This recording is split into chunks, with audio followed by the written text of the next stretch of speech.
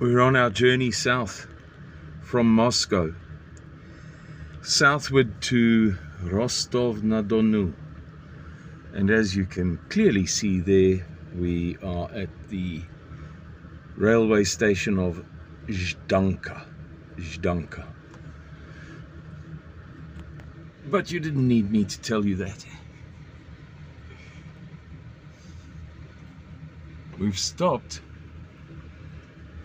and I'm told that something is seriously wrong. Is probably much ado about nothing. I don't think we're in any sort of danger, but we're not allowed to leave the train. There's a bit of yelling going on. Nevertheless, as I say, I don't think that it is serious. It's probably a precaution. Much ado about nothing, for caution's sake. I'll keep you informed. Oh my goodness, this blasted tripod. Well, actually, it's the tripod operator. I don't have a delicate touch, and I don't have facility with technical things. I tend to be clumsy.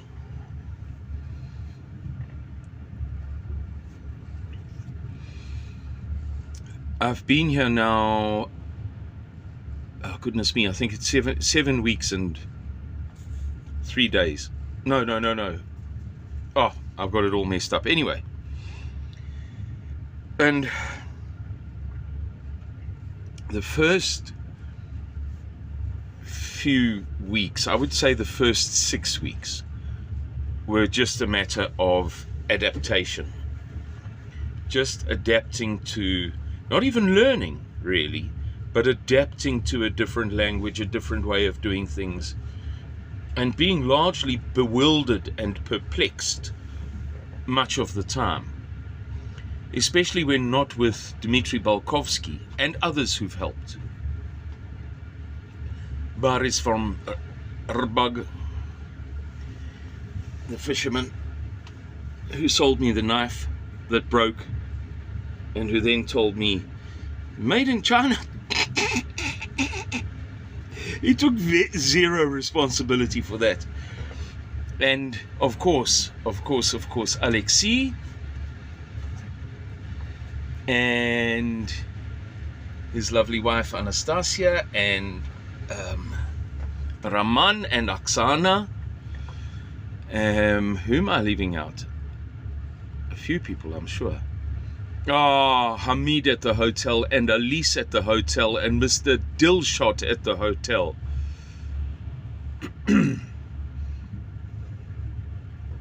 There's a little clip of us waiting, getting a half an hour break from the train. That's my train there, that's my compartment, number 7. I managed to wangle, completely above board, nothing underhand. Or underhanded,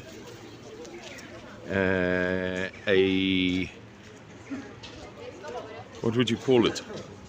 That's a carriage, I mean to say, carriage. And I managed to wangle a compartment of my own, as opposed to an upper bunk, which is hell on earth. There's nothing. This is a 25-hour plus trip, and you have no choice but to lie in that bunk for 25 hours without getting out of it. I mean, you can get out and go to the toilet, have a shower, walk up and down the corridor, but there's nowhere else to be other than the toilet, the shower, the corridor, or that upper bunk, and you can't sit, and you don't have a table. So I can't sit up, I can't work. If other people pull the blinds down to sleep or to watch videos on their computer screen so that there's no light reflection, then I can't read. So I've gone from hell on earth to something quite pleasant, although it cost me a bit of money, about 700 Rand extra. but worth it. 25 hours. The main Lonnie, the train manager, was very, very helpful. By rights, I shouldn't have a compartment to myself, even if I moved from the bunk arrangement to a better compartment. A typical small Russian town next to the railways. Just my luck. The wall and the kind of hedge, the trees growing next to the wall, cropped up just as I got the camera out. Let's see if we can see anything nice. No, small town, we're leaving it behind. And once again, we're confronted by millions of trees. Endless, endless, endless trees. If you like forests, as I do and especially did as a child,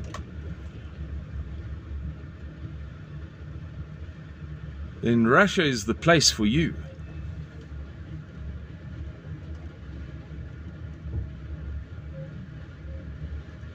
Just look at it.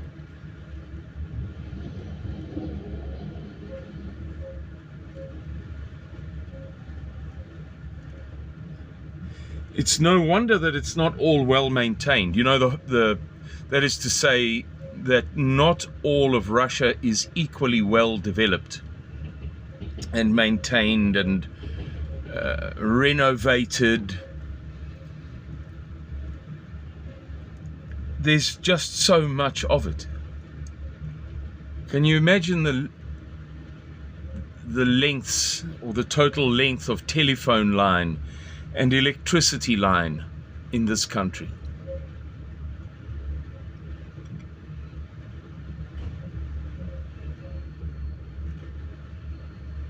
The kilometers of roads. There are some examples of the famous Soviet garages.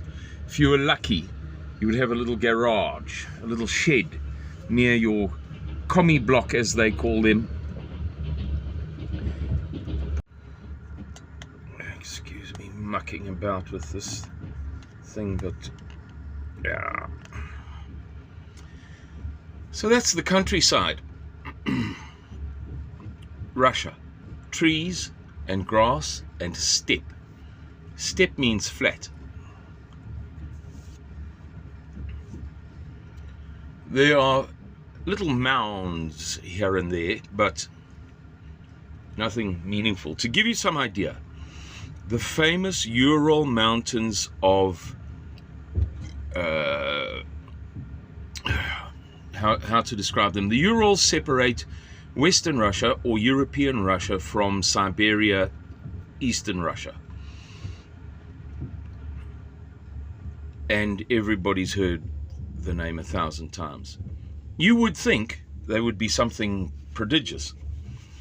The highest peak is 200 meters lower than the Bamboo Mountains peak immediately behind my house, my farmstead, Ganaleegte.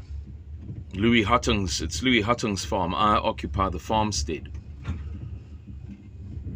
Behind my house at the base of the Bamboo Mountains in the Eastern Cape, 20 kilometers from Hofmeyer by road, maybe 8 or 9 as the crow flies, 10 I suppose. So it's a flat country. Lots of water. 13% of Russia's total area is water. We're not talking about sea, we're talking about the land covered by water. Land area covered by water.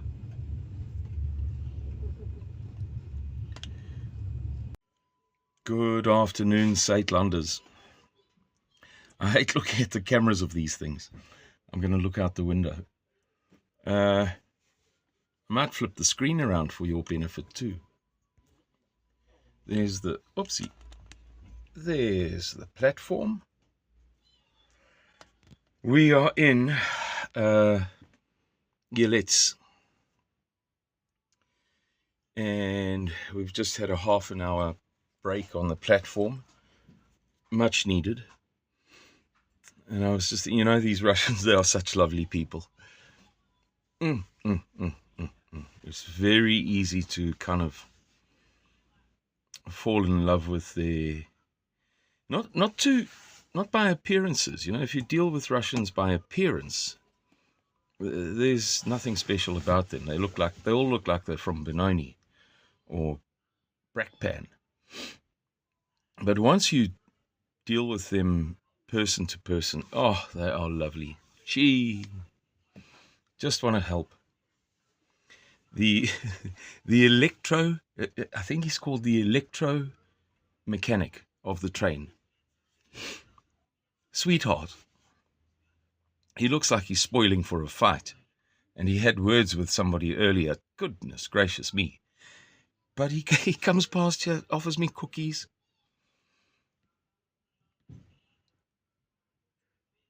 Forever telling me you can't get off. No, it's very bad now, very bad. Waiting for the authorities to give permission for us to proceed. I don't know what was the problem, and he didn't volunteer any information, but hey, delightful people, I'm telling you.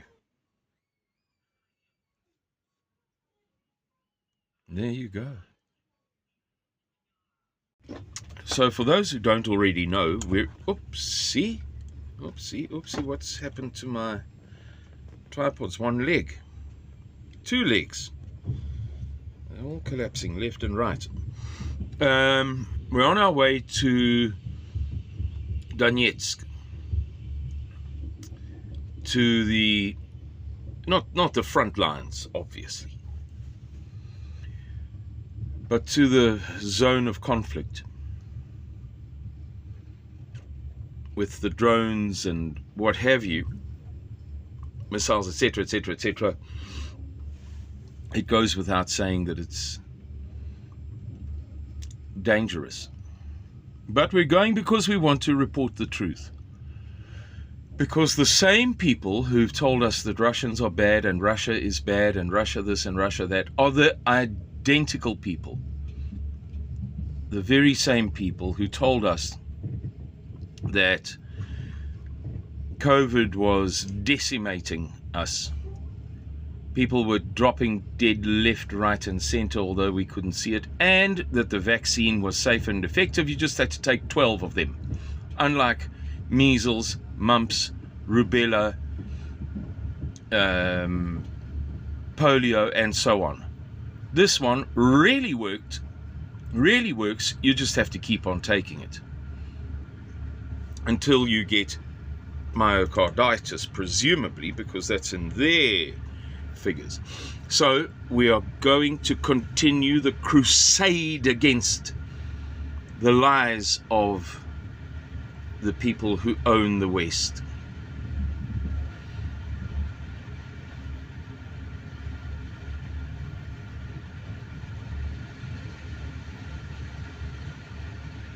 Beautiful, huh?